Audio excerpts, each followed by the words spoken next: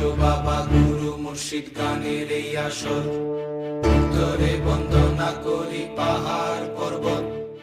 আইসো গো মা সরস্বতী কণ্ঠে করো বর, পশ্চিমে বন্দনা করি মক্কা বালুস্তান।